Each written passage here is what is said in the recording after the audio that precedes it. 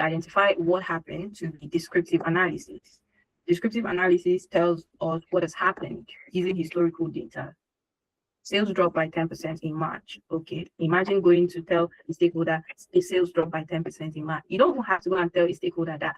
It's only your manager you tell, and the manager will give you side eye. Okay, what should I do about it? Please don't stress me. You're an analyst, right?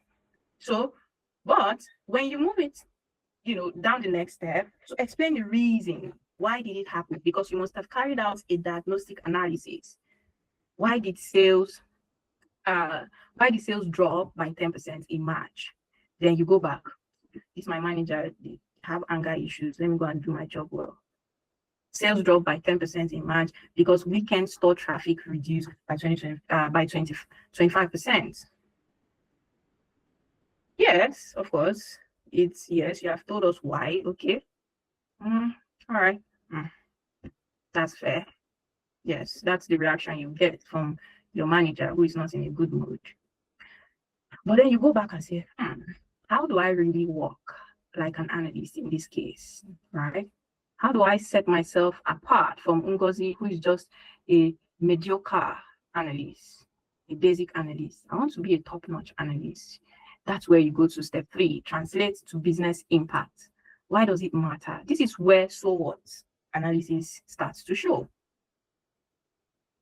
So you go forward to tie your findings to the business. How does your finding impact the business, right? And you say sales dropped by 10% in March because weekend store traffic reduced by 25%. This decline impacted overall monthly revenue and reduced cash flow. Manager, his head is up, or her head is up. You say, now you have my attention. Go ahead, go on. Right? You're intrigued because now you have been able to make them feel the impact.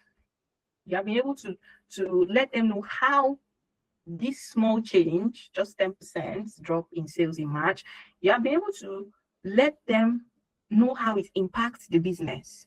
Now they want to do something about it.